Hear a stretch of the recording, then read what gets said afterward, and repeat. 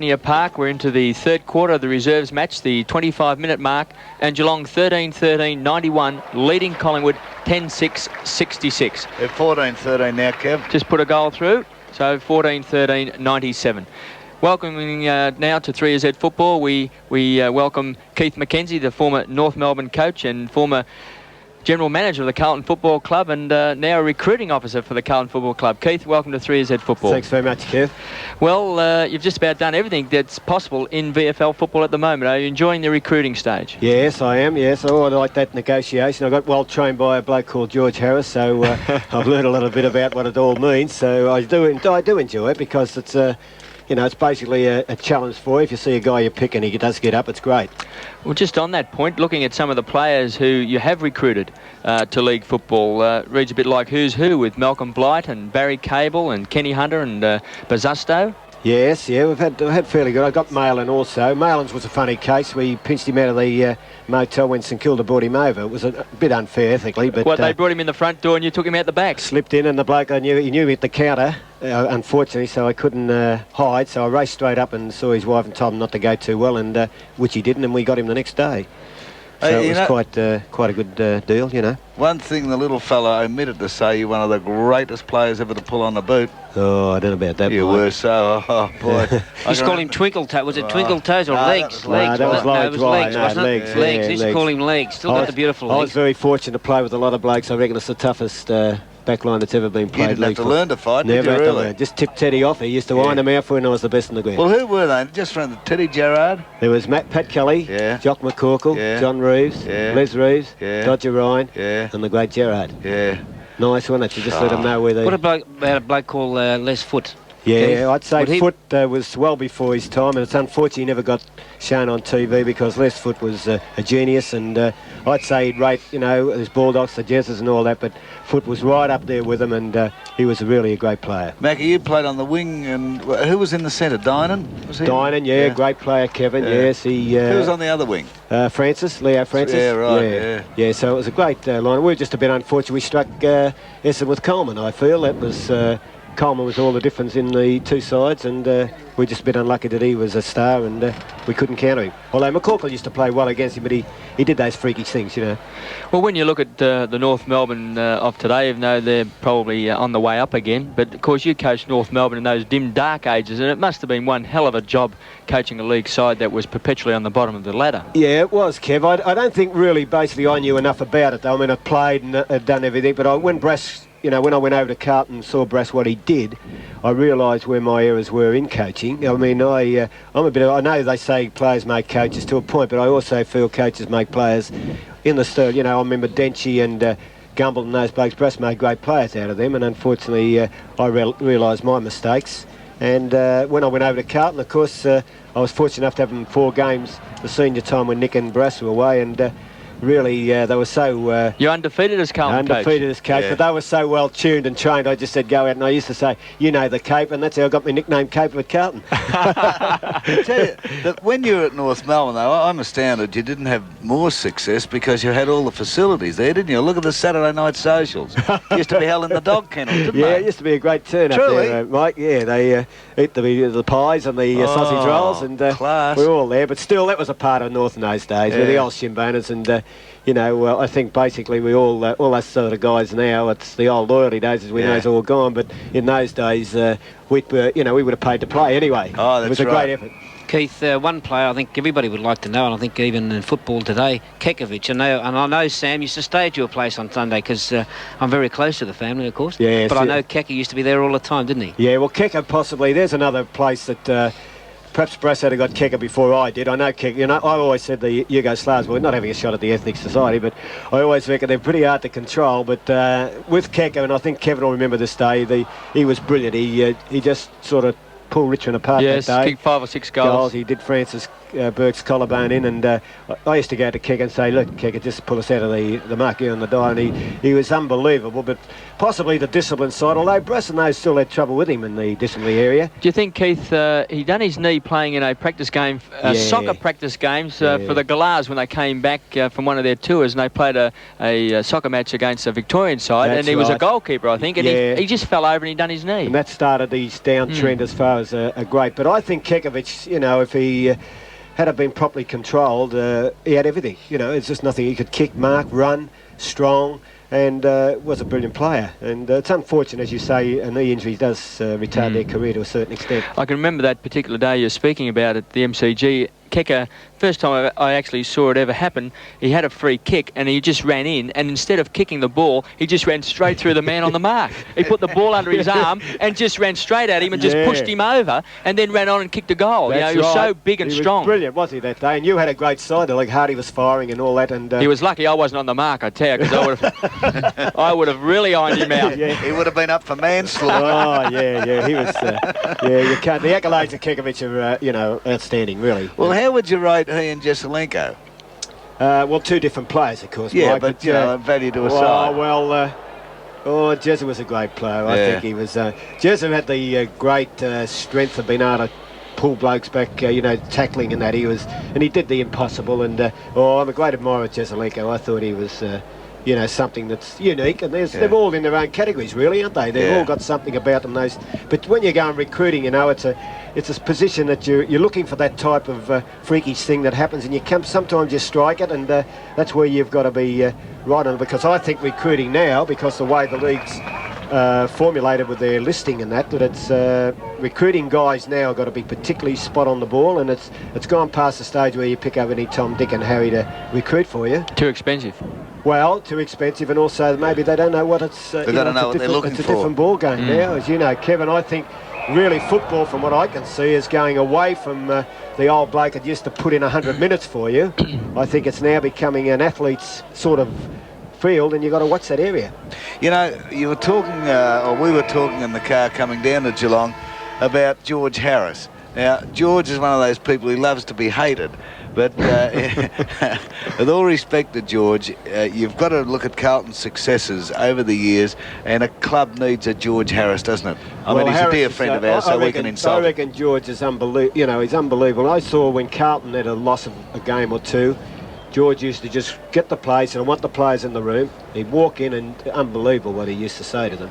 And then he'd just shut the door and walk out. Well, he left them on a basis they all hated his guts, but the respect was so high that George, and 9 times out of 10 they'd win the next on that Saturday, because he was he didn't mince any words. He was straight at them and gave them the works, and of course he always reckons the game would be better without footballers anyway. Yeah, but who was going to play? Footballers and umpires, you don't need them. That's George's philosophy. He reckons it's far better to have his whiskey and just talk. But isn't it a fact, though, we talk about players being lost to football, say when a great player like Jeselenko or Bartlett retires, you say what a loss to football. But the fact that George Harris is no longer actively connected with football, I think is an absolute tragedy. Yes, I see the commissioner. I reckon he would have been an ideal commissioner, you know. He's the ideal, because he knows football inside out. There was talk of that. And he doesn't interfere. He never interfered with the structure of the Carlton match committee, because he thought we were all dills anyway. We didn't know. But he wouldn't have anything to do with it, and that was a great, you know, you get some of these bouncing presidents, so they dive in and they shoot in and want to give advice and that. Well, you've got to throw them out because they become a pest. But old George always knew the situation, never interfered. But on the Tuesday night at a meeting, you give them a nice old pay if they weren't performing. Doesn't administration make a football club? Administration is, I'd say, 75% the rest is footballers, because they're the guys that organise the whole scene, you know, and it's really basically that's what it's all about. Keith, you were coach of North Melbourne when Barry Cable first came across to play league football. I think it was 1970. Right. And of course, North was way down the ladder then, and everyone saw Cable as, well, being a superstar. How did you actually get him to come to North Melbourne when they were on the bottom? Because for many years, Cable was actually signed by Carlton. Right, Kev, yes. It was an interesting exercise, that. I went over with Ronnie Joseph, and Ronnie's a very, very good negotiator. And we went over and... we gave ourselves 100 to 1 chance, as you said, but we kept at him, and we got him on a Sunday morning after he trained at Perth, and to our surprise, I think he'd had a bit of a go in with George somewhere along the line, George Harris at Carlton, and he was you know, there'd be a conflicting bang of personalities there, and something happened. We got him on the off, and we spoke to him, put up a proposition to him, and he thought we were very professional the way we went about it, which Ronnie Joseph is, and he signed up with us, which was a great coup to get him. And unfortunately, we had a bad year that year, but Cable did play very well, and no doubt he was a freak. Fourth in the Brownlow medal, I think. Yes, that's right, and brilliant. Keith, as coach and maybe even as players, when Cable made that statement that he thought he was too quick for everybody around the club, he felt that the players weren't up to his standard. Did that affect did any of the players react to that, or yourself as coach? Oh, not really. I think that he was miles ahead of him as far as thinking was concerned, but I don't think that mattered really with him. He was just out there. He was a great perfectionist and a great performer as far as he always wanted to do everything 100%, and Cable would never go water skiing. He would never fly in an aircraft if he could avoid it. Anything, because he was purely and basically a perfectionist in doing his weights, doing everything to his... he knew if football was his life, and unfortunately that accident happened to him, which must have been a terrific blow to him. But to watch Cable is what a champion performs like, and I think that's the way you preach to young boys that there's no shortcuts in football. Our special guest on 3Z Football is former North Melbourne star and North Melbourne coach and Carlton coach for 4 games and Carlton recruiting officer Keith McKenzie. Macca, every time I come to Geelong, I can't help but think of our very dear friend, the late Reg Hickey, who's the greatest, most successful coach that Geelong's ever had, and one of the all-time great footballers. And Hick always had a great armour. The chink in your makeup as a man, football.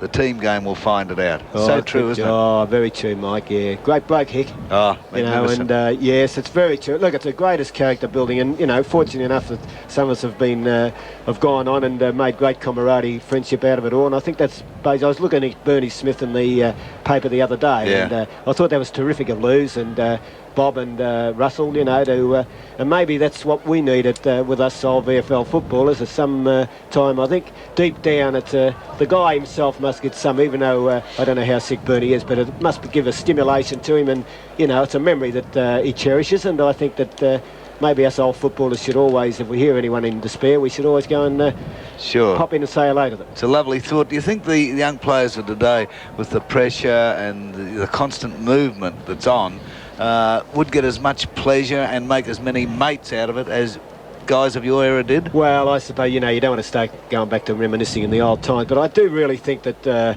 I suppose people say, well, how loyal are you, Macca? You went over there, but I went over for purpose just to see our brass coach. He asked me. But I think that, yes, maybe with all this switching and stuff, I don't suppose they have the same feeling as we did. I think we we're all battler bunches, battlers, and we all. Everyone got paid the same. Everybody got paid the same. Yeah, I remember we got $1.75 for our first game, but we would have paid that anyway. Really, yeah. But that's possibly died out of the game, and maybe, as you say, I don't suppose that closeness, because players over the years now, these present-day footballers will more or less go their own way more than what we did. I feel. Well, they probably still have the emotion, the feeling is there, but they haven't got time to put it into operation. No, right, exactly, yeah. But it's a great game, and I think we're very, us fellas that have played it have been very, very fortunate, and people like yourself that have been around that we've met. I think it all builds up, and it's just something unique in Victoria. I've been to Queensland for a couple of years, but my love is Victoria, and that's where I want to... What happened to Queensland? Didn't you like it up there? Didn't get, you missed the football, didn't you? That's right, it wasn't my game. I used to watch the tally, but it wasn't the same. Love the weather, love the people, else, but not the... When the football came, you're right during the summer months, but winter you were hopeless. Of course, I missed my old mate Stewie too, son-in-law. Is it true, Mackie, you really wanted your daughter to marry an intelligent man? She finished up marrying him. As long as they stay together, I hate them, you know what they're like these days, Mike. Peter Bazzasto. Now, to recruit Peter Bazzasto was a real coup. Of course, a lot of people mightn't realise that his father actually played for Carlton and wore the same number 4. So that's probably why, naturally enough, he did wear the number 4. But he must have been an interesting person to get across, because Bazzasto, I can remember playing in an interstate match in Perth, and Bazzasto at that stage had just started to star, and he'd kicked 6 or 7 goals the week before. But a lot of people still had a lot of doubts about Bazzasto. They thought he was a sort of an in-and-out player who wasn't very strong, certainly wasn't a player who could win you a match, particularly in Victoria, but he proved them all wrong. You're right, Kev. Over there when we were going for him, there was these slows, exactly what you were saying on him. They said, oh, he's a flamboyant and he'll do this and do that. A bit weak even, they thought, you know? Yeah, that's right. But when he came over, what he loves, and fortunately he should never gone back over to the West, because what he loves is the big scene. Once he's firing and that, he did some unbelievable things. He was brilliant, and also he had that way which is very lax in a lot of forwards, as he kept the ball back in that forward zone. He was very desperate to make sure, and he tackled very hard. He actually was Tommy Ellison was his uncle that played with North Melbourne, and it was strange, you know, that North apparently did have him at one stage, but something went wrong, and he came to Carlton, as you said, his father played there. But Bazzusto was unique, and one of those half forwards that freakishly come along, and you can't afford to lose them because they're only a rare oddity, aren't they? They just come and go. But what you're saying, they did feel a bit of doubt his, you know, his courage. And but when he got over here, he showed them all wrong. Yeah, and you saw him. Can yourself. he come back? Do you think he can come back? Well, I think he can. I think it's a matter of his attitude. He's a floater, you know. He's never got him pinned, and he doesn't know what he's going to do in that. But I think Bazzusto came back, got the smell of the scene here, and I would think it wouldn't take him long, and he'd be back. Hey, Mac, I can never understand how Carlton missed out on Mel Brown. He eventually came over in '74, drove me ratty, and went to Richmond. But gorgeous George Harris and he were great mates. George got him out of jail in Greece, remember when he dived in the nutty over in I Greece? know. I was about to follow. George Harris did? No! Wouldn't George be a lovely sight without his top Linda Stoner would have been over there singing outside the Whale had George died then. But Mel Brown, it was a funny thing with Rioli, you know. I had Rioli all just ready to sign and over in the West, and a nice fellow, young Morris, because he did the right thing after I missed out on him. But I had him all teed up and just ready, and in the interim of about an hour I had to go out to his house to pick. It was about 5 o'clock I had to meet him, and he didn't turn up, and I said, you know, you get that horrible feeling you've lost him. And anyway, I waited for an hour, so I couldn't find out where he'd gone or anything, and he rang me at the hotel and told me that he'd signed with Richmond because Mel had told him Carlton had too many of his style of player, which was a fair enough assumption, but I've always been crooked. I miss Rioli, you know. I remember the time I missed Abernethy too. We took him away to Fiji. We had him all tied up, and we formulated a contract up there at Fiji. And when we're coming back to go back through the customs, Heathy nearly drove me silly. I was managing the trip, and Heathy's coming a pair of thongs. He's nicely boozed with a beard on, and the customs. This is Kevin Heath. Customs whipped him off in Sydney, bang into the little room, you know, and. So in that interim I had to stay with him, and all the players caught the plane, went back to Melbourne. But what I was doing, I was going to fly with Abernethy to Adelaide to seal it all up with his parents and everything. And Ronnie Joseph was waiting at the airport in Adelaide, and I'm stuck with Heathy in the customs, trying to tell him he's not a drug addict and he don't pinch drugs. And anyway, it finished up. It was a nice old shambles. So Heathy, I always give him a great pay. We missed Abernethy. Actually, there's a lot of stories, isn't there, where players could have played with another league club. I think Richmond even, had Doug Wade at one stage, had a chance of getting Doug Wade to the club, and they let him slip through their fingers. Someone didn't meet him somewhere or said he couldn't play or something like that. But there's probably a million stories as a recruiting officer that the great players have missed. I mean, Baldock signed with Melbourne, signed with South Melbourne. That's finally finished up playing with St Kilda. That's right. I remember, you know, as you say, some funny experience, Kev. We went up to Myrtleford, where Keka came from, and we had a bit of a tip in this young bloke, and we raced in and saw him, and the old man said, oh, you know, this was a real odd case, this one. He said, I don't know whether I can let the kid go, he said. We said, well, what's the trouble? I mean, he's, you know, he said, I'll tell you what I'll do. I'll let him go. I'll let him go down there. If you can get his accommodation and set me up and get me a nice old boiler, and I'll let him go. So that was one of the rarest... You had a look at the book and said, I've got one available. Yeah. I don't know about the rest. I was a bit younger then, Mike. I got the boiler for you. So you get all sorts of cases when you sign a bloke's up. You said to him, the accommodation's going to be the hard part. Yeah, well, as you say, Kev, there's all but you could write a story on our game, couldn't you, with the different personalities. It's a great game, and it's lovely to be involved in it. Well, you mentioned before, and let me just say to the listeners once again, we're speaking with Keith McKenzie, now Carlton recruiting officer and former North Melbourne star and North Melbourne coach, and certainly one of the great characters of the game. David Parkin, of course, you've seen David work at Carlton, and he's been held in tremendously high regard by the Carlton people. It appears to me, just as an outsider and a commentator, that he's got a tough year ahead of him now after winning back-to-back premierships and just finishing fifth in the last couple of years. It's a tough year, 1985, for David Parkin. Yes, I think David has got a hard year. There's no doubt his coaching ability is excellent. You can't fault it, and I feel that... as respect, he's a very, very straight. Oh, he's so straight that it doesn't matter. And I do feel he has got a hard job. He realises this himself. We're a little bit unlucky we didn't get Kernahan this year because we're relying... One big man can make such a big difference to a team, and we were relying heavily on him, but David... Is there a chance he could come next year? Yeah, well, he's always coming, you know. I think he's beginning to get a bit worried now. Michael Ace was always coming to Richmond too. Always coming, yeah, and he's a great player, Ace. I've seen him. I heard a lot of things about Ace too, but I think he's a great player. But we're getting back to David. I think David does realise he's got a difficult year, but he's possibly going to work on it, and I hope he can get him up. But Carlton, I was greatly impressed with Footscray last week.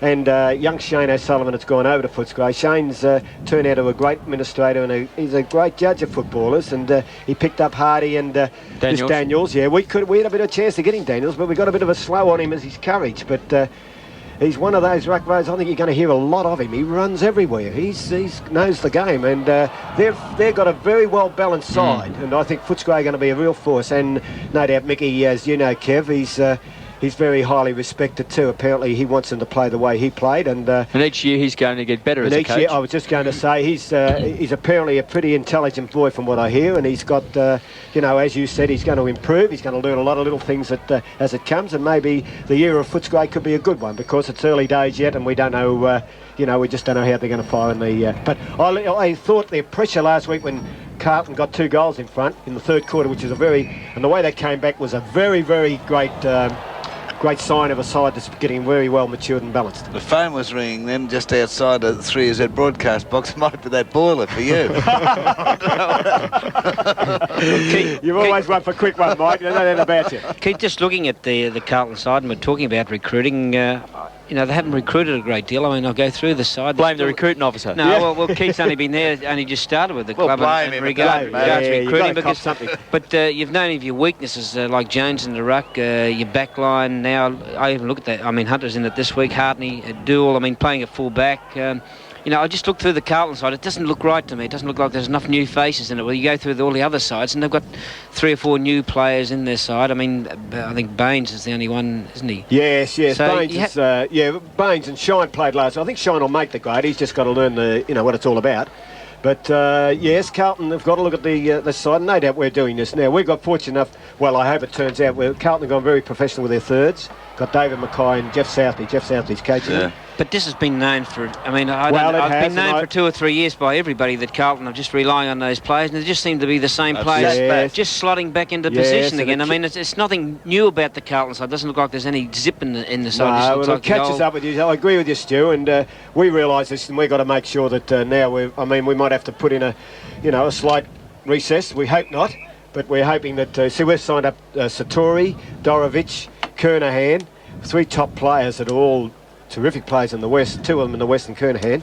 So if you've got 3 of those guys, but I agree with you, our roving division where we had stacks of talent is now, they're ageing, and it is there's Harms again on interchange bench, in the back pocket, half forward flanks, and half forward. Yeah. I mean, how many times can you put him in positions? We're fully aware of all that, and no doubt, Carlton being the professional club they are, and I'm sure that there's a lot of thinking to be done, but they'll come out and trumps on it. Mac, is it true? I've heard a bit of a rumour that John Elliott and yourself are very close business partners. Would that be right? Well, I'm hoping he'd give us a pub, Mike. It'll be all right. But I'll push up for you. Good bloke, John Elliott, isn't he? Yes, I've only met him a few times, but he's a good guy. Yeah, he can speak. He can speak right, and he gets into him. He's got a bit of George. Maybe he could give you a news agency. Yeah, he got a little bit of George in him. I thought he had a go. Maybe he could give you a news agency. Yeah, that's what we're news agency or a pub, Mike. We're after. They tell me he's easy to bite too. Oh, yeah. About as easy as George. No wonder George is a dentist. He bites you. Because that one, you've always heard that one about George and Nick, didn't you? Yeah, you know, it's an old one. You know, the one where they both hated each other, but they had respect. And when Nick had the big molar to come out, he sat him in the chair. And of course, George had the wide open on and shot him straight back. You normally sit him back like the toe does. He puts his back quietly. Right. So Nick went straight back. So George got the, this is a great delight. So Nick grabbed the bottom part of his anatomy and said, "We're not going to hurt each other now, are we?"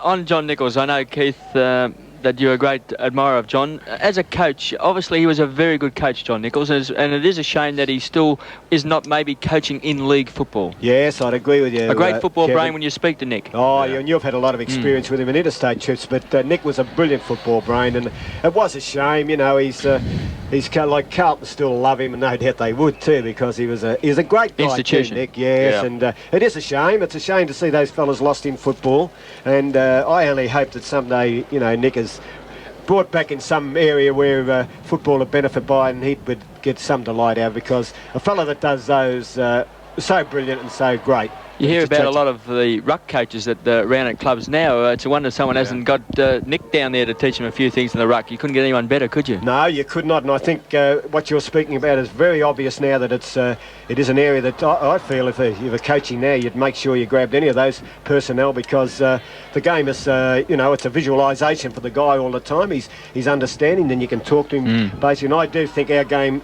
if it was given more into that area of specialising, they'd find the benefits come. You don't get it immediately, but the guy must get something from it, and plus, if he's applying it into the game, that little incident might just happen to win a game for your side. Well, you've only got to look at Essendon. Sheedy goes in for this specialised coaching. Yes, and I think Sheeds has got the right idea, the versatility, and jumping them about. And no doubt Sheeds, as Kevin is, you know, it's credit to him. He's made a study of the game. He's a student of the game, and any player that goes under him now, he benefits from his experience and also this versatility, which I think he slots them around. I notice he moves them around a lot until they slot in. Yeah. Once they slot in, that's it, and that's a brilliant idea.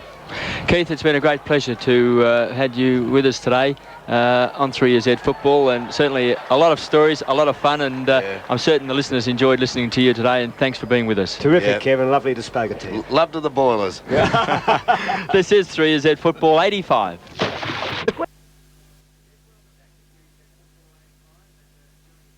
Yes, welcome back to 3Z Football 85, and joining us now is a very special guest, the former president of the Victorian Football League, Dr. Alan Aylett. Alan, thank you for joining us once again. Oh, it's my pleasure, Kev. Well, of course, we're a couple of weeks now into the football season. Certainly would have been a touch of sadness when the game between Hawthorn and Essendon kicked things off, and you weren't, in fact, the president. Yes, it was. I guess it's the first time really that I've missed an opening game for 32 years, but anyhow, I mean, I'm very, very happy in my retirement, and it's good to be involved with the National Football League, and I'm very satisfied. Alan, could you just clear up one point? There's been a lot of conjecture about whether you were invited to VFL Park for the opening match between that centenary match, or Premier's Cup match at VFL Park. Whether you were invited, some people said you weren't, and then another story came out that as a life member of the league, you're automatically invited. You know, what's your position? Oh, Michael, I don't want to talk about it all that much, you know. Let's say that I was just a little bit disappointed that Marjara didn't receive a special invitation after all of the work that she's done out there. But anyhow, that's enough. All right. I don't want to get right into that. Well, just on the National Football League, Alan, that you mentioned with your involvement there, it was reported several days ago that it could be moving its headquarters to Canberra. Yeah, it's very interesting, Kev. We had an opportunity to talk to some people from Canberra, and national organisations do have the opportunity of developing their headquarters in Canberra and getting special consideration from the federal government. And it can turn out to be quite a good investment for the National Football League. In other words, a self-liquidating one. A building can be built and the National Football League owns it, and virtually at no cost at all to the National Football League. So we're certainly investigating it further, and providing that most of the state leagues agree that it wouldn't be harmful moving the office from Melbourne to Canberra, well, I think that it could be a real goer. Has the National Football League lost muscle because you're no longer president of the Victorian Football League? No, not at all. Not at all. The National Football League really is a council, you know, where all of the states are represented, and the National Football League fixes the laws of the game. It's really responsible for development of junior football nationally, and of course it controls the movement of players from state to state. But all in all, the National Football League is a very important organisation, and it's going along well, and all of the states are getting on very, very well together, and they're all very positive. On that point, Alan, of controlling players from state to state, the other day, of course, Rhys Jones's transfer fee was put at $135,000, and Ian Collins of Carlton was upset about that because of the lower transfer fee that it does take to get players from, say, South Australia and Western Australia.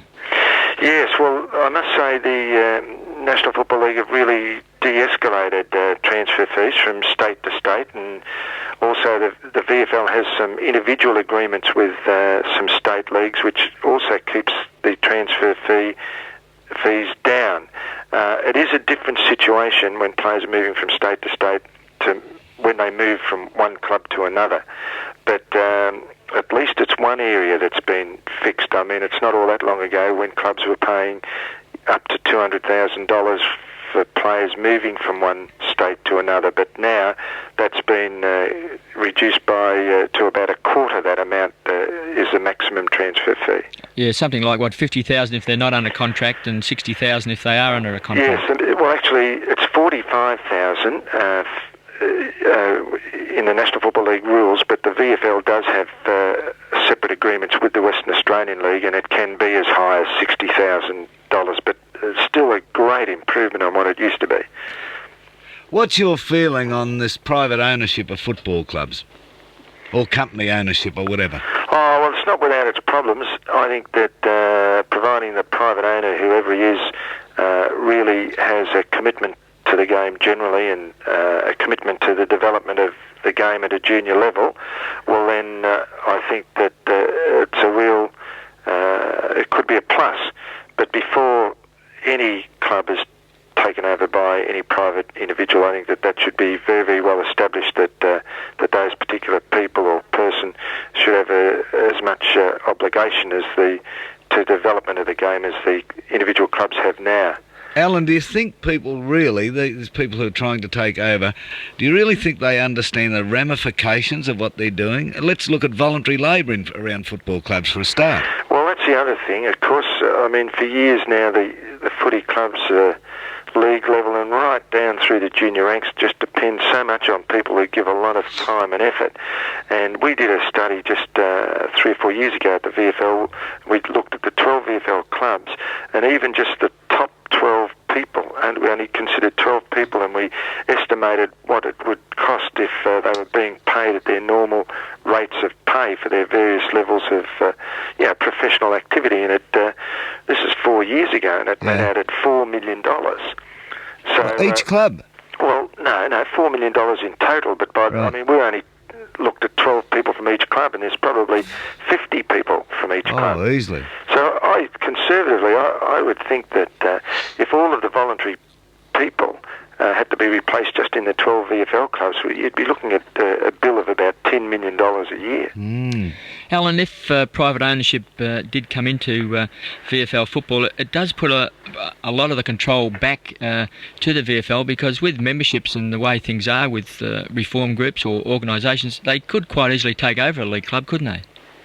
Yes, that's always possible, Kev, and it's not always a good thing either, because you can get some very inexperienced people in reform groups coming in and trying to win a premiership and spend money that they haven't got. Yeah, and it's a very unique business. I mean, you've got to have a lot of business skills, but you've got to have something, other than that too, something very special, and understand what footy's all about, and understand all about all the people who really make a football club tick. It's just not easy for reform groups to come in and change everything and lift the club. It's a big problem. Do you think a lot of people lose sight of the fact that when they say, oh, well, football's big business? Well, it is actually big business, but it's different than big business, because you're dealing with a lot of people. It's a communication thing, a lot of loyalty. People have been brought up with a background of football, and it's slightly different than just using straight-out business principles. Yeah, it is, Kev. I mean, you just can't be as cold and as calculating as business is. I agree with that. There's just a lot of there's got to be a lot of warmth and understanding of a lot of individual people who have been brought up in the game, as you said, for a lifetime, and it just needs a lot of expertise, something very, very special, like I said, to really make the whole thing tick. Now, don't say no comment on this question. Recently, I know that you were very, very upset any time you were booed. And I don't blame you for being upset. But it was interesting at the Premier's Cup match between Essendon and Hawthorn that John Cain, the Premier, was booed by the crowd. And then last Saturday, Andrew Peacock goes to unfurl Essendon's flag and he was booed. Do you think it's just become a thing now? That I got the feeling, because I was out on the ground with John Cain, there wasn't actually any malice in it. They were booing at you. Yeah. Oh, go on, laugh. Yeah, go on, make a fool of me.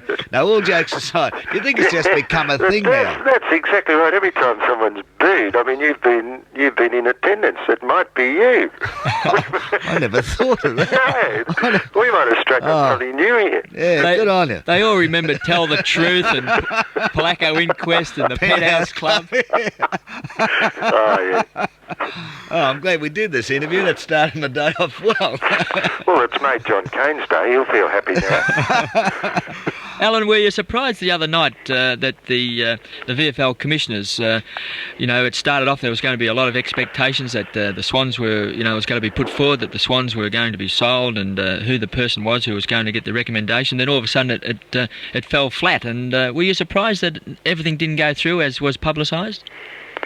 No, not really. I think that it all has to be right. And it was quite obvious that something didn't fall into place at the last minute, and I just think that for an exercise like this, and it's very, very important for the development of the club in Sydney, that it's all done correctly, and if there was anything at all that didn't fit right, well, I think it's got to be worked out. I mean, it doesn't have to be done tomorrow or the next day or the day after. We're playing for big stakes here, and it's got to all be right. A lot of people probably wonder, Alan, what involvement you may have with the Sydney Swans. Have you any involvement these days? No, I haven't. Other than reading newspaper reports, it's all very interesting. And to me, occasionally people connected with these bids ring up and just ask for my opinion. But apart from that, no, I haven't got any direct or formal involvement. Listen, I've heard on the grapevine that you're writing a book. Is that right? Yes, we are writing a book. Just started doing that. It's very interesting. Who are we? Oh, well, it's a biography, and Greg Hobbs is actually doing the writing. I'm telling it to Greg Hobbs, and he's taking it from there. What's the tenor of the whole book? Well, it does talk about famous television personalities and red wine and... Frank Sinatra? Frank Sinatra. Those sort of little spicy tidbits. All right. Are you slipping into anybody? Any people that may have upset you during your career as league president? No, I'm just taking it as it comes in, starting off from day zero and going right through my life and just... telling a story, and I think now that it'll be an interesting one. Well, a lot of things have happened in many, many fields over the 50 years. Sure. Well, will we get the inside story in this book of yours of the Melbourne Cricket Club, state government and VFL wrangle over the grand final? Well, it formed a very significant part of my life, and I'll be telling it as I saw it, yes. Alan, not a couple of weeks back, but of course just recently we had the Friday night match between Collingwood and North Melbourne, which was a great success. Just going on that, would you have liked to have seen league matches for points played at VFL Park while you were president, under lights? Yes, Kev, my word, I would have. The only thing against playing footy at night time in Melbourne, of course, is the climate, and we're limited to... a certain time of the year. I think that we'd always be able to get by until the end of April, actually, but from that point onwards it starts to get a bit cold and unpleasant. I mean, the other series, the AFC series, is really built around television, so we're not talking about big crowds there, but the home and away matches, we really do depend on not televising live, and we depend on people coming through the gates, and I think that from the end of April onwards, the climate doesn't really lend itself towards night football. But certainly in the early part of the year, I reckon it can be a real winner, yeah. And it might just allow us to use the MCG and VFL Park to fit in, to use the two great stadiums, to use them more and give people the better facilities. And that's what I've been on about now for a long time. I think that we should be able to use those great stadiums more so, rather than spending millions of dollars building up grounds that need a lot of attention. Two final questions. Will we ever get Sunday football? Will the grand final ever be played at VFL Park? Well, I think that the answer to both of those is yes. But I wouldn't like to put a time limit. I think, we've got Sunday football now as far as the final series are concerned. In the short term, I can't see this government ever allowing Sunday football to be played. I can't see this government ever allowing the grand final to be played at VFL Park, but this government's not going to be there forever. Alan, we do thank you for joining us today on 3Z Football, and we certainly look forward to reading your book. Okay, Kev. What's your favourite Frank Sinatra song? My Way. Alan Naylor, our special guest on 3Z Football 85. Okay, Stewie, just quickly, how do you see the outcome of this game? Well, it's been nip and tuck all day, and it's been a very interesting contest, but I still feel that Carlton will steady and win this game. But North Melbourne, a tremendous performance by the North Melbourne side. If McDonald had been playing like he was in that quarter early, well, North Melbourne could have been well in front, but I still see Carlton just getting up in a very, very close encounter. This is 3Z Football 85. How do you find Dandenong Mazda? Rip 'em, mate. No, I mean, how do you find Dandenong Mazda? Well, you gotta keep your eyes peeled. They're right on the Prince's Highway. But they're cunningly concealed. 2 kilometres on the city side of Dandenong. Okay. On the left-hand side going into town. On the right, the other way. Got it. When you want the best deal on Mazda, you've got to look hard to one outfit. So how do you find Dandenong Mazda? With difficulty. But it's worth it. Dandenong Mazda. Phone 7914644 and we'll mail you a bloodhound. 3UZ Football 85 is brought to you by Dandenong Mazda. Well, everything is set here at Princes Park for a great last quarter of football, and the roving of Jimmy Cracker there a couple of times, Stewie, absolutely magnificent to see a person rove like that, taking it off the pack, reading it magnificently from throw-ins and from, crumbs that come to the ground. I mean, he's lightning quick. Yes, and I suppose one of Michael's favourite saying, if a young player out here today, they see that roving, it's typical, beautiful roving. It reminds me of the days of Bobby Skilton. We used to take that one hand off the pack and run in and kick beautiful goals. But if North Melbourne can lift their kicking skills, they'll go right on with this game. There goes the siren to start this final quarter of the big 3Z match of the day, Carlton versus North Melbourne. In the ruck, it's Lyle, but Jones wins the tap down. Comes straight down to Johnson's been punched away. Coming through is Dwyer. Can he lift his game in the last quarter? Onto the left boot, drives forward, and a diving mark by Phil Cracker at centre half forward. He goes back for the short pass. He's put McDonald under a lot of pressure there. The ball bounces for him. He's got a hand pass into the goal square. It's a goal! Kicked by Jonas. Jonas standing in the goal square. A long hand pass from McDonald, a lucky bounce, and North Melbourne are only 2 points down after 15 seconds of play on the Dandenong Mazda scoreboard. Carlton 15-10-100, North Melbourne 14-14-98, and that's the start of the quarter that John Kennedy was hoping for this young North Melbourne side. The ball now back in the centre of the ground. Dwyer got that one out of the centre, and if he can lift his game, certainly would be a big help to North Melbourne. Taken apart by Glasgow in that third quarter and shifted onto the opposing wing. He's now back on Glasgow for this final quarter. There's the bounce. Glasgow punches the ball forward up towards half forward line. Here comes Fraser Murphy with the ball. A little barrel of dynamite screws the ball back. He's looking up there in the goal square. It was McClure. The ball was punched away by Peter Smith. Goes over the line, out of bounds, and a throw-in will take place. Forward pocket area for Carlton, kicking towards the main scoreboard. Dandenong Mazda scoreboard sees Carlton 15-10-100, North Melbourne 14-14-98 from the throw-in. Ball comes straight to the front of the pack. Hartney's after it, pulled to the ground by Jimmy Cracker. The hand pass comes back to McClure. He's been dispossessed, picked up by Fraser Murphy, but the free kick's been paid, and it will go to North Melbourne. Just got to wait and see who's taken. It looks like it could be Peter Smith.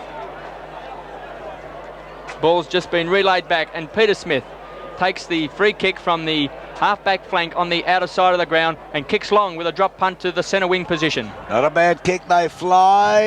It's taken behind the pack there by Reid. Kicks it back to the half-forward flank, still on that outer side. A free kick is coming out of this. Is it going to Shane Robertson? Yes, it is. It's been a good debut by that kid. My word, and his brother Rowan's done pretty well too. There's the kick going to the wing position on the outer side. Reid went up high there, and the ball came off his hands over the boundary line. We'll take a throw in. 4 points up for grabs here at Princes Park. The throw in, wow, Jones goes in there, taps the ball away once again. Players overrun it. In comes Jimmy Cracker, picks the ball up, grabbed there by Fraser Murphy. Hand passes over here towards Rowan Robertson, taken there by Ashman, however, who's been a bit quiet in the last quarter or so. Grabbed by Hunter. Hunter from the half-forward flank, steers it in goalwards. It's bouncing, no, it's grabbed there by Peter Smith. Peter Smith comes along the northern flank now. It looks pretty good. He's found Larkin. He takes a bit of a run, steadies and gets around the opposition. Another bounce here, and that's Holt actually, not Larkin. It puts his boot into it. It's Maguire rather. I finally got it right. Maguire in towards centre half forward. In comes Dwyer. Dwyer's got control of the ball. A short hand pass over here towards Holt. Oh, Holt tried one in there to Rowan Robertson. Up he goes forward, and standing firm was Montgomery in defence for Carlton. Montgomery comes along the northern flank. Hartney's got the lead in front of Cracker. Cracker goes up from behind. That's Jimmy Cracker, knocks it down, picked up by Ashman. Ashman now showing all his skills up towards the wing position. Johnston is there. Whoa! And the ball knocked away by Law beautifully. Law goes on with the job. Kicks up into the forward zone. The big men fly. It comes down to Jonas. Jonas kicks it. He's right across the face of goals. The big men fly. A mark to Glendenning. Glendenning is marked. He would be no more than 25 metres out, directly in front, kicking to the Robert Heatley stand end, and this will put North Melbourne in front if he goes. Interesting move, Michael, to have Maguire now at centre half back and Glendenning down on the forward line. Glendenning coming in from point blank range. He kicks. It's a goal. North Melbourne are in front at the 4.5 minute mark of the final quarter. On the Dandenong Mazda scoreboard, it reads Carlton 15-10-100, North Melbourne 15-14 104, and this is 3UZ Football 85. For the best deals on top quality Mazda, see Dandenong Mazda, 177 Princess Highway, 791-4644. Dandenong Mazda, LMCT 5743. Back in the centre of the ground, North Melbourne 4 points up. There's the bounce. Big Lyle goes up against Well Jones, wins a tap down. Shark by Ashman, kicks the ball quickly back towards Fraser Murphy's up high over the top of Shane Robinson, couldn't take the mark. Reece Jones comes in, but a free kick's been paid, and it's going to Fraser Murphy. He's at centre half forward, 45 metres out, directly in front. The ball has to be relayed back from the goal square. Good move of Glendenning to down to the full forward position. Very smart, Kevin. I thought they needed a bit of height down there and someone who can kick the ball straight, and it's paid dividends straight away. Fraser Murphy with the ball at centre half forward. 45 metres out, directly in front. He's been a very good player since he's come onto the ground, adds a lot of life. In he comes. It's a drop punt on its way. It's a magnificent kick, and he's put it through, and Carlton are back in front. 2 goals for Fraser Murphy. Carlton 16-10 106 on the Dandenong Mazda scoreboard. Lead North Melbourne by 2 points. 15-14 104. Let's go around the grounds. Crackers Keenan. 10-minute mark. Footscray 17-11 113. Leading Geelong 14-8 92. Brian Quirk. Yes, it's the 5-minute mark, and Melbourne still leading by 2 points. Melbourne 14 goals, 15-99 to Collingwood 15 goals, 7-97. Neville Fields. 3/4 time at the MCG, and Richmond lead by 74 points. Richmond 24-15 159. St Kilda 12-13 85.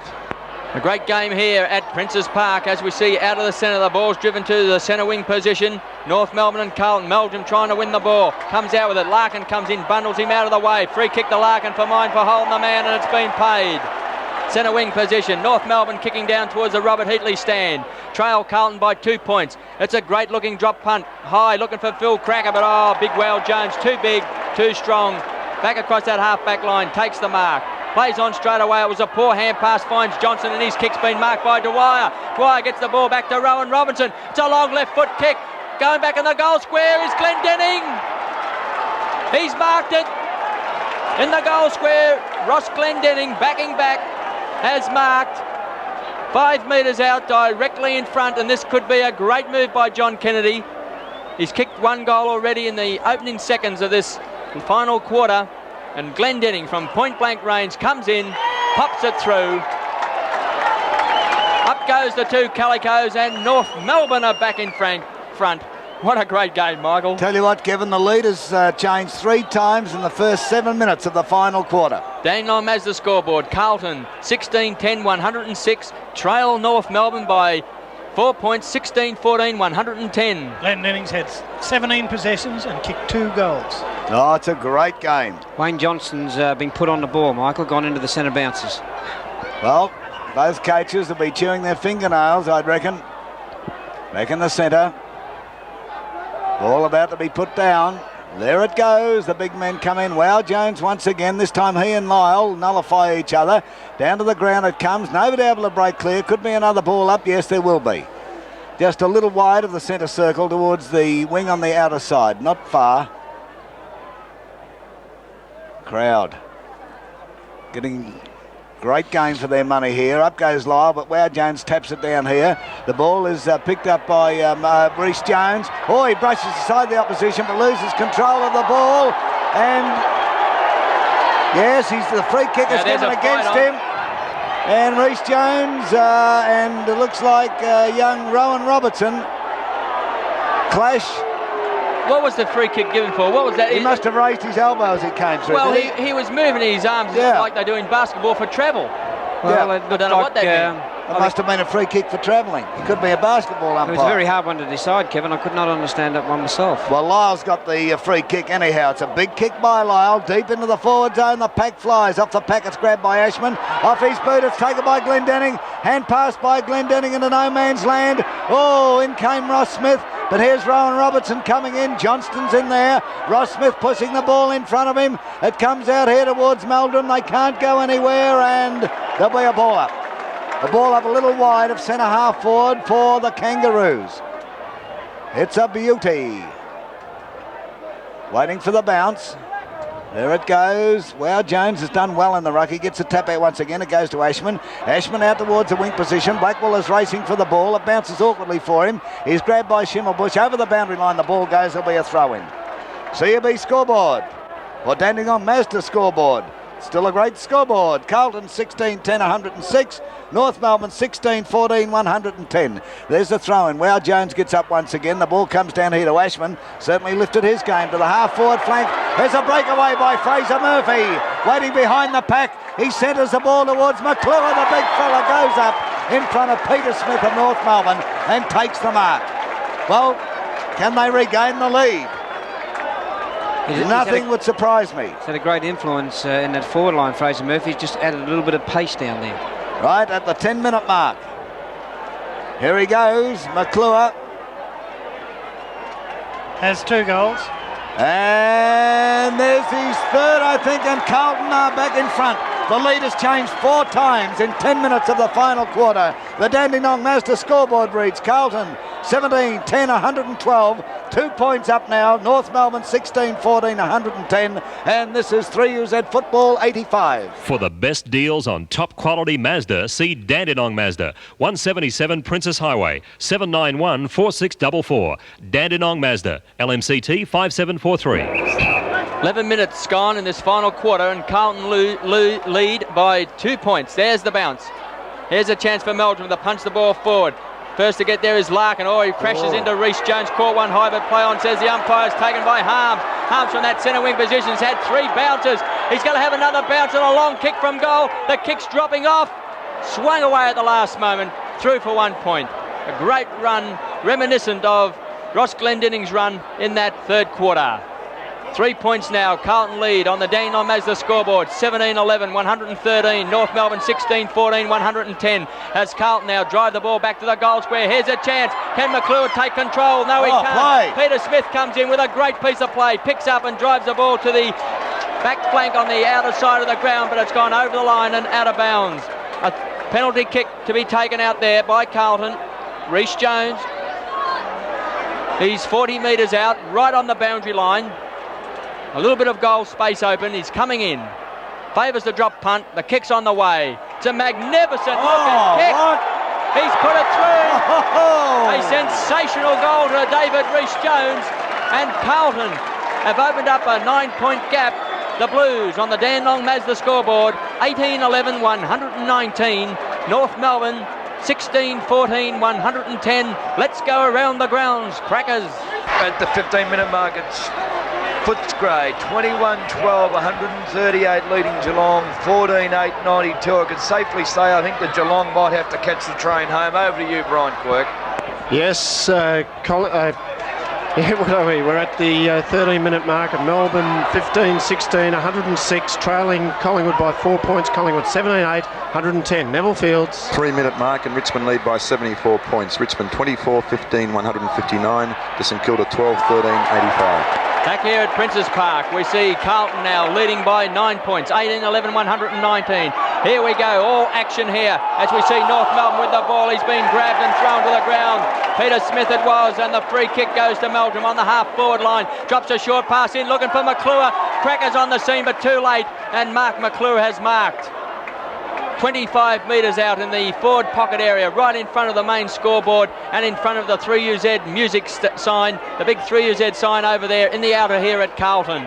McClure, 25 metres out, right smack bang on the boundary line. He's had 7 marks and he's shooting for his 4th goal. Played a great game as he comes in, goes for the banana kick. It's spinning around. 1 point. Fantastic performance here by both sides today at Princes Park. 10 points separate Carlton and North Melbourne, and we've played just on 14 minutes into this final quarter. Don't sell North Melbourne out. As Peter Smith kicks out, he goes straight up the centre. Big Lila's there, couldn't quite take the mark, but here's a chance now for Maguire to come in. Pushes the ball over to Fury, Fury to Dwyer. Dwyer's got the run of it, he's held on to it. It's got to be a free kick to him. Come on. And however, it's Maguire coming in now, twisting and turning. Hand passes across here, and the ball is driven further afield by Shane Robertson. Up they go, but the ball is not clear by Montgomery. Taken there by Phil Cracker. Phil Cracker gives it back to Donald McDonald. McDonald kicks. It's a goal to North Melbourne. They're coming back. Can they get up at the 15-minute mark of the final quarter? The Dandenong Mazda scoreboard says Carlton 18-12, 120.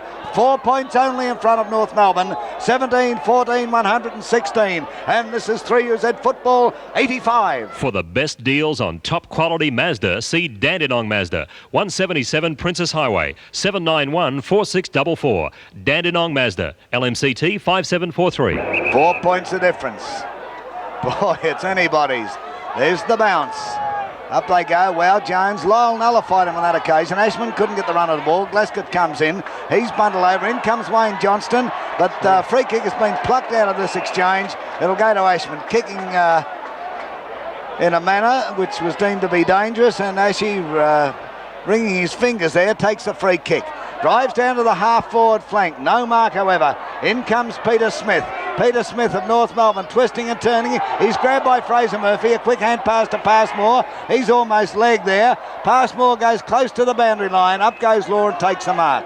Law between the half-back flank and the wing position on the northern side of the ground. The kick up towards the half-forward flank. Up goes the mighty Packets, grabbed there by young Rowan Robertson. Up it goes to the forward line. Cracker's there with Harms. Could be Harms' free kick. No. Phil Cracker still battling on. A quick hand pass out of the pack goes to Donald McDonald. He screws it around. He's kicked a goal, I think.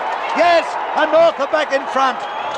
North are back in front at the 16.5-minute mark of the final quarter. 5 goals for McDonald. And on the Dandenong Mazda scoreboard, we see Carlton 18-12, 120. North 2 points up, 18-14, 122. Around the grounds, Crackers. To the last quarter, Footscray 23-12, 150, nailing Geelong 14-8, 92. They're just going further ahead. Over to you, Brian Quirk. Yes, 15-minute mark, and Collingwood have hit the lead again. Collingwood 18-9, 117, leading Melbourne by 5 points. Melbourne 16-16, 112. Neville Fields. 7 minute mark and Richmond lead by 80 points. Richmond 25-15, 165 to St Kilda 12-13, 85. Back here at Princes Park, what a great match we've got. 3 points separate the two sides. Carlton 18-12, 120. Trail North Melbourne 18-15, 123. The ball's on centre wing position. Rhett Baines comes out for Carlton. He's been grabbed, dispossessed by Maguire. Ball's picked up by Law. He's met heavily after he kicks the ball down towards the half-forward line, and Jonas comes out and takes the mark. Plays on quickly and screws the ball around. He's looking for Donald McDonald, and he's taken the mark on the half-forward flank in front of the George Harris stand. Plays on straight away, gets it across to Jimmy Cracker. He drives down and harms in that last line of defence. Takes a running chest mark. Reid of Carlton's hurt, a leg injury. Harms from that kick finds Tom Elvin between the full-back and centre-half-back position. Member side flank. Elvin taking his time now, slowing things down. North Melbourne lead by 3 points as we approach the 20-minute mark. Reid, he kicked the ball towards Reid. It was in the hands of the trainers. He's pushed the trainers away and taken the mark. Plays on, kicks up towards Rhett Baines. The sun in the player's eyes there, taken by Maguire. Couldn't get his kick in, picked up by Shane Robinson of North Melbourne. Quickly goes with the left boot down towards centre half forward. Here's a chance for Fraser Murphy to come through. Kick. Caught without the ball, and Fraser Murphy takes the free kick at centre half back. Carlton kicking towards the main scoreboard. Murphy's been a good player since he's come on the ground. Yes, he's given them a bit of life around the packs, Kevin, and a bit of pace too. 11 possessions to Murphy. He comes in, goes for the drop punt. It's a low trajectory kick, and Rhett Baines playing in front of Passmore takes the mark, but a free kick's been paid, and it's being paid to Holt for shepherding.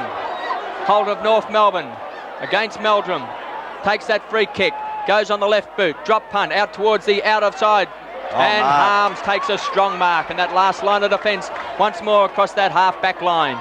Wayne Harms comes in, goes for the drop punt. It's a good kick up towards the half-forward line. Lyle takes the front position, couldn't take the mark. Holt comes through with strong play, hand passes to no one in particular. Here's a chance, 3 North Melbourne players there. It's taken by Ross Smith, gives it across to Shimmer. Too slow, he's been pulled to the ground. Can he get the ball again? In comes Fraser Murphy, dispossessed by Schimmelbusch. North Melbourne players are coming from everywhere. Jonas with the ball, no one can take control. Great pressure on out there, a wild hand pass, and a free kick has come out of it all, and it will go to David Glascott. Glascott at the true centre-half back position for Carlton. Players found it difficult to get a kick or a hand pass. There was so much pressure. Glascott now with that free kick drives to the centre wing position. Lyle from behind, couldn't take the mark. Shark by Schimmelbusch, quickly kicks back to centre half forward. No one could take the mark there on hands and knees. It's been picked up by Robinson, and he kicks the ball back, but it's Big Whale Jones once again at centre half back. The Roos into attack, can't get past that defence of Carlton as Jones kicks towards Rhett Baines. He couldn't take the mark. Blackwell with the ball, hand pass it across to Curly Austin. His short kick goes up towards Kenny Hunter. It's Passmore on his hammer. Come back on the left boot goes Kenny Hunter. The kick's a poor one. It falls in the arms of Meldrum. He's dodging and weaving. He's been caught. Pulled to the ground. He gets the hand pass into Hunter. Hunter across to Johnson. It's a poor one. North Melbourne players coming from everywhere and holding the balls played against the Carlton skipper. This North Melbourne side applying pressure like you've never seen before, and a 15-metre penalty for North Melbourne. Brings the ball up towards the centre half back, and the free kick will go to John Law. Law now settling them down. Let's have a look at the time clock. 20 minutes into the final quarter. There's the kick going to the wing position on the outer side of the ground. No mark. Nobody able to pick the ball up. It's pushed out here, and the sun must be causing a lot of havoc to players over there. It's picked up eventually by Ross Smith. He struggles it around the wing towards Phil Cracker. Cracker dives on top of the ball, comes out with it, hand pass to Donald McDonald. He gets a quick kick down into the forward zone. Glenn Dennings there, but Blackwell goes with him to the ground. Oh, Jimmy Cracker had the run of the ball, but it bounced awkwardly over the boundary line, and there'll be a throw-in. Looks like Jimmy Buckley's coming back on. It's going to be a desperate move because he was carried off by 3 trainers. There's the throw-in. In that forward pocket, oh, pushing and shoving. Nobody actually touched the ball. Comes to Harms, a quick hand pass over to Reid. Reid of Carlton to the wing position on that outer side. Schimmelbusch goes up in front, and Rhys Jones goes with him. They force the ball over the line. There'll be a throw-in. Wing position, outer side of the ground. Dandenong Mazda scoreboard says that the 21 1.5 minute mark of the final quarter. Carlton 18-12, 120, 3 points behind North Melbourne. 18-15, 123. The Blues going forward now. It's Fraser Murphy with it from that throw-in. Fraser Murphy down towards the pocket. Up goes Hunter. Hunter's marked. Well, he's seemingly on an impossible angle. He's on the outer side of the ground, kicking down to the scoreboard or outer end goal. And, gee, this will have to be a mighty kick if he's to put it through and put Carlton back in front. That's the art of being a good rover, Michael. He took that off the pack, ran his good 20 metres. Up comes Hunter now. The left foot sinks into the boot. It's swinging around. That's a goal. Carlton back in front. 22.5 minutes into the final quarter, and Carlton are back in front by 3 points. 19-12, 126. North Melbourne 18-15, 123. Let's go round the grounds. 25-minute mark, Footscray 23-14, 152, leading Geelong 16-8, 104. Brian Quirk. 22-minute mark, and Collingwood have snuck away to 11-point lead. Collingwood 19 goals, 9, 123, leading Melbourne 16-16, 112. Neville Fields. 13-minute mark, and Richmond lead by 71 points. Richmond 25-18, 168. To St Kilda 14-13, 97. From the centre, Carlton now going forward. The ball's been taken by their skipper Johnson. He's been hit after he kicks the ball, and the free kick will be replayed or relayed downfield. It goes to Kenny Hunter on the half-forward line. He's a good 60 metres out from goal. There's the short pass, and the lead's been made by Meldrum, and he's taken it 30 metres out. He's hard up against the boundary line, the member side wing, and the lead has changed 6 times in this final quarter, and Carlton lead by 3 points on the Dandenong Mazda scoreboard. In comes Meldrum, 35 metres out. From the angle, it's a great-looking kick as it's swinging across the face of the goals, off the hands of the pack. McClure's punched it through for 1 point. 4 points the difference. A fantastic final quarter of the big 3UZ match of the day, as we see North Melbourne from that kick-in out towards Big Lyle. Lyle runs around Rhett Baines, also around Wale Jones. A lot of pace between those three, and kicks the ball towards the centre of the ground. Up went Smith. Should have been paid the free kick or the mark. Ashman comes out, goes for the short little donkey pass out towards Reece Jones. Reece Jones at centre half forward, lopes into goal, fires. The kick looks good. He's gold. Reece Jones has put it through. How many goals, George? 3 to Reece Jones. And the Blues, 20-13, 133. 10 points up, lead North Melbourne, 18-15, 123. Let's go around the grounds. Crackers. 25-minute mark, Footscray 23-14, 152, leading Geelong 16-8, 104. Brian Quirk. 23-minute mark, Collingwood leading by 10 points. Collingwood 19 goals, 9, 123, to Melbourne 16 goals, 17, 113. Neville Fields. 15-minute mark, and Richmond lead by 77 points. Richmond 26-18, 174. St Kilda 14-13, 97. Phil Cracker comes out with the ball, a long hand pass over here to Donald McDonald. McDonald steadies, kicks goalwards, and a goal! North are coming back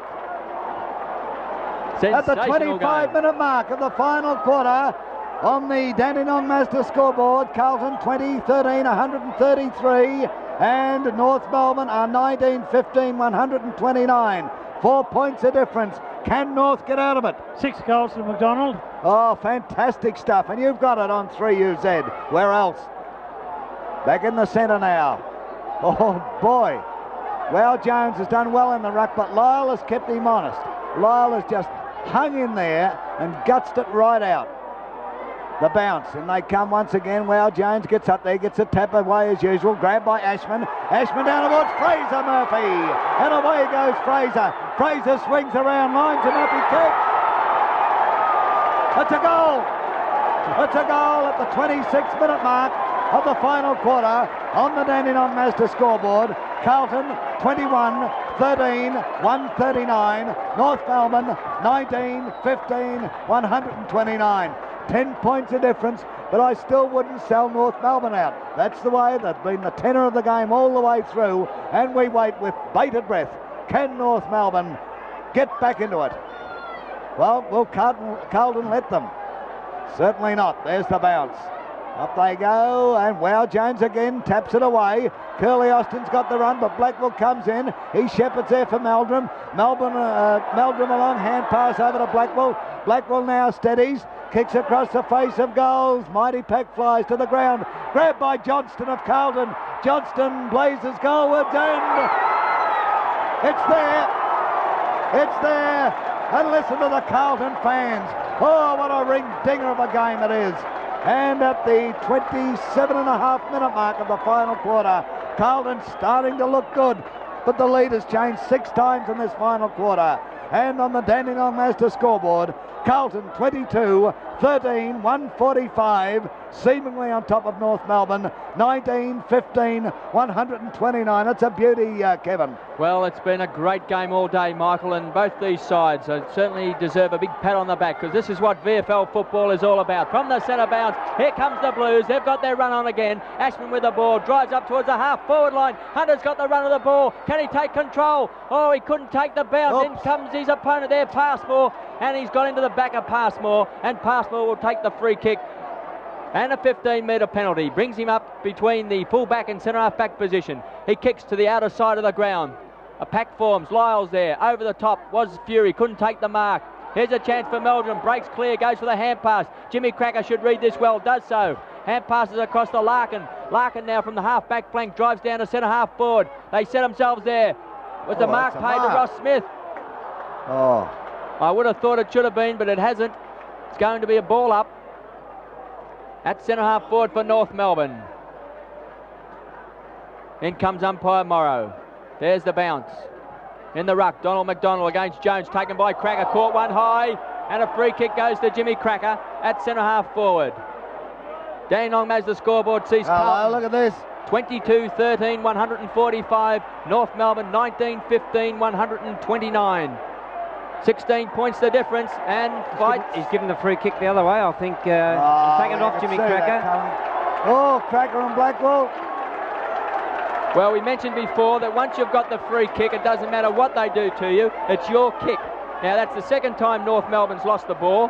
Now, there's a big melee of players now at centre-half back for Carlton. Virtually every player on the ground is there, pushing and shoving. Here's another fight between Rhys Jones and Holt. Holt are having a fight. Well, that big Bain stuck his beak in there when it was unnecessary.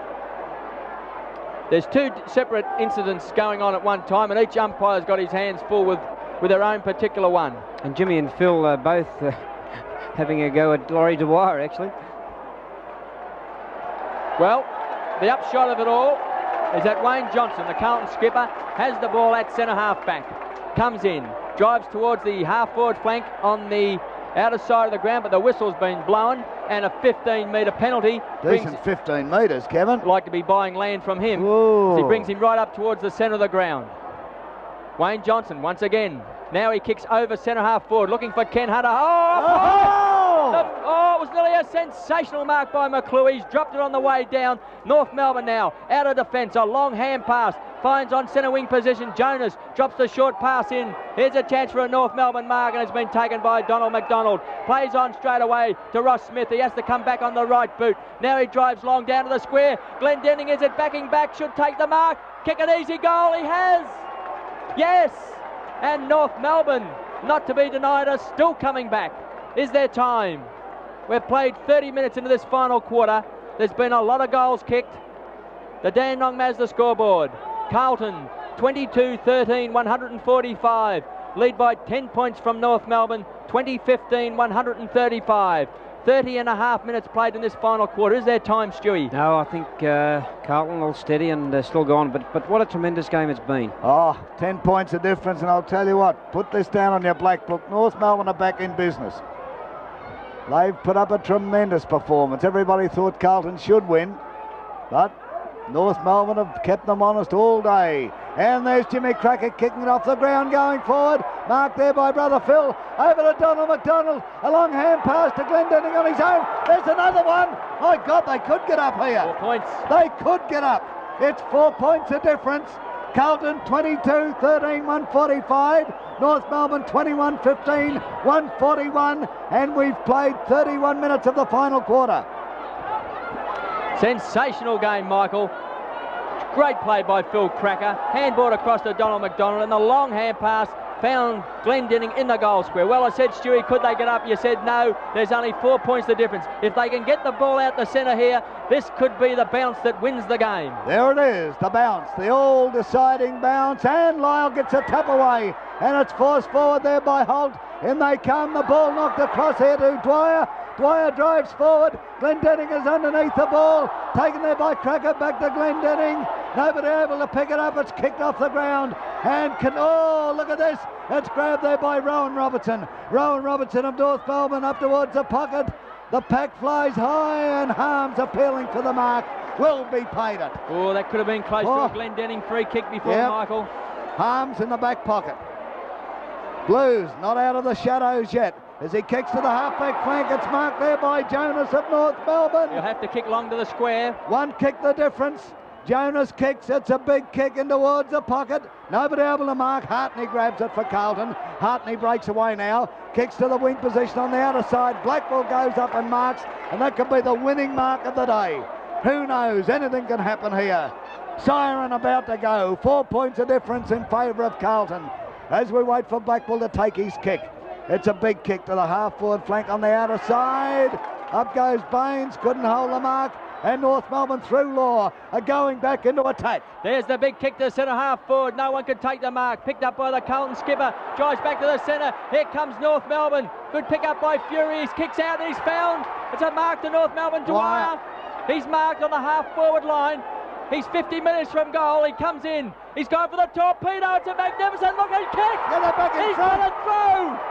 And North Melbourne miraculously has hit the front at the 34.5-minute mark of the final quarter.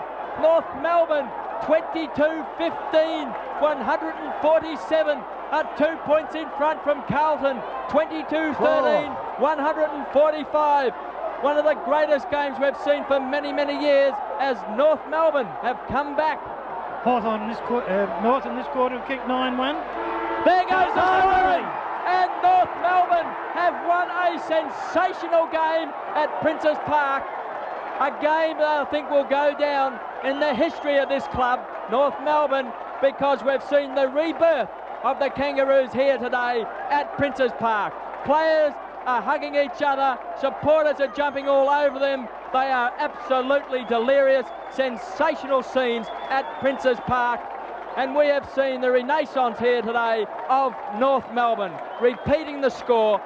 A fighting spirit win to North Melbourne, and let's not deny Carlton, a sensational performance by them. North Melbourne, the final score, 22-15, 147.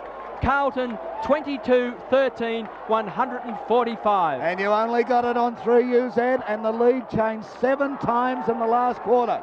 A sensational game, and the crowd around the North Melbourne dressing room is unbelievable. They're reliving those glory days of the 70s.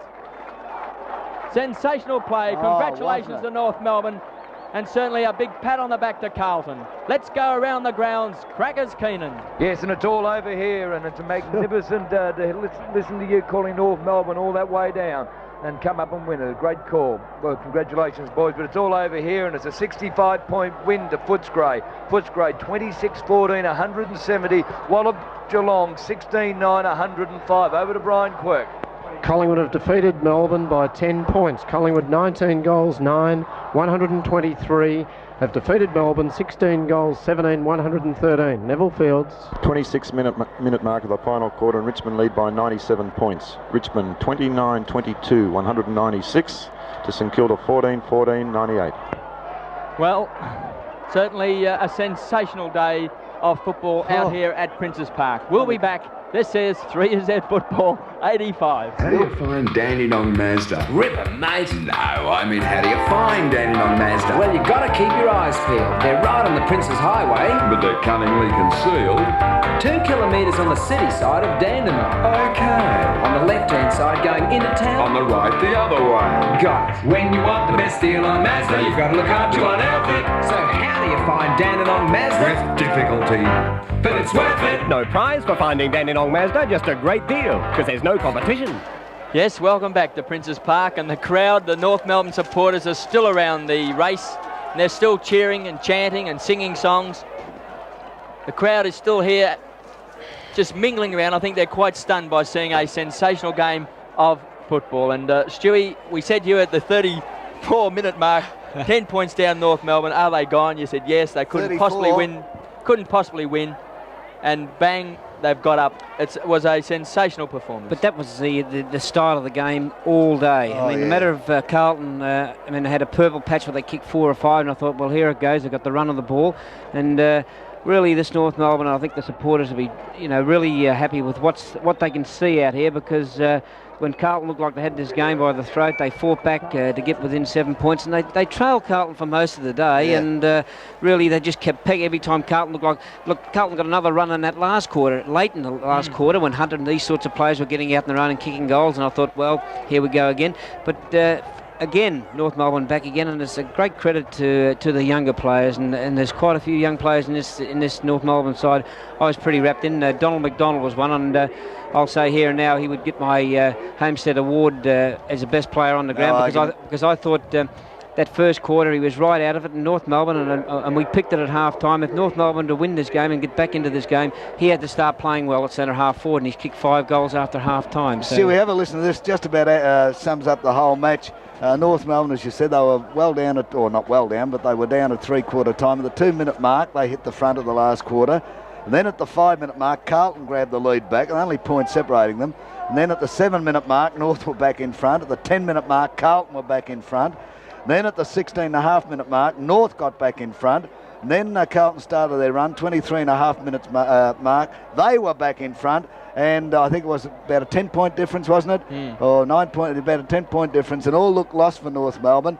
And then you wouldn't want to know, at the 34-minute mark, they got the lead back with that magnificent goal from Dwyer, and they finished up winning by 2 points. And would you say hitting the front at the 34-minute mark is cutting it a bit fine? It is very, very fine. And of course, Dwyer, he must have been, for a young player, he went back, controlled his kick, and knew that he had to kick it long. Particularly so when he'd struggled for most of the day. Struggled for most of the day. I think he knew that a drop punt wouldn't get the distance, and he went for a torpedo and went right through. Yeah. But I think that the move that's also won this for North Melbourne, and I felt that the forward line was lacking in height and someone to kick straight. And the field kicking today wasn't good. And There's a lot of pressure. A lot of pressure, I know, but even when the players broke clear and they kicked 7 goals 8 in that third quarter, 7 goals 8, and had, I think, 3 or 4 out of bounds, players having deliberate shots for goals. But Ross Glendinning going to get down to that full forward line, and he took some nice marks. He kicked 2 goals, telling goals, and of course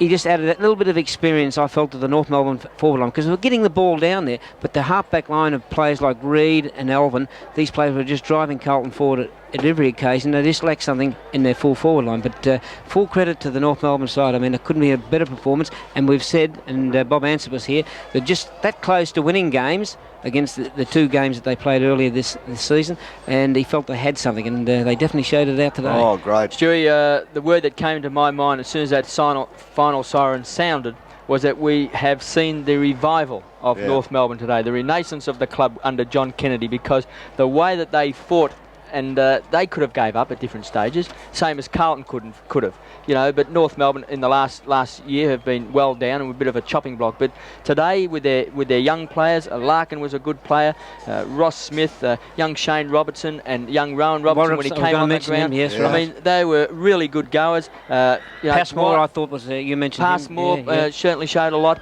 I think what's important about football is that if you're not having a good day, it's a matter of hanging in there.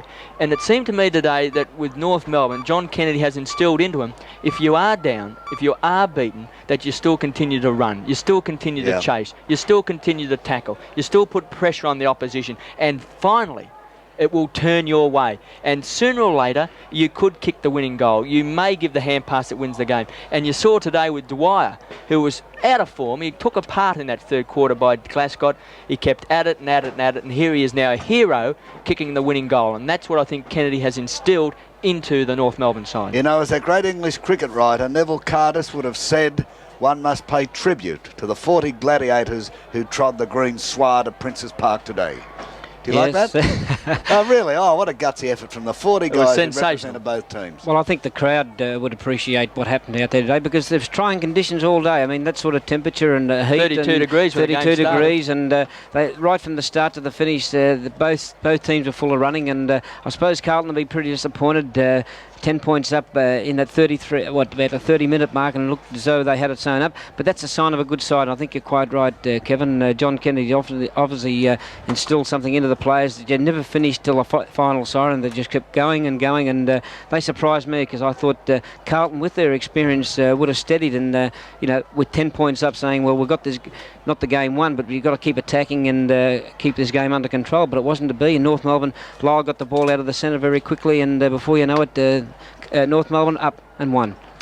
Well, there was many good players, Stewie. On the Carlton side, special mention has to be made of Tom Elvin, who played very well right from that very first bounce. He was a damn good player. McClure at centre half forward or full forward was back in that really top McClure form. He contested in the air, he led for the ball, he kicked goals. He certainly was a great focal point. Rhys Jones, not consistently good all day, but he really, I'm certain that Carlton would have been quite happy with his performance today. George will tell us soon, but I think he kicked about 3 goals. He was in a couple of inspiring passages of play, and if he can get a little bit more consistent and play for 100 minutes, they will be ecstatic with his performance. But today, I think that they would have been very pleased with Rhys Jones's form.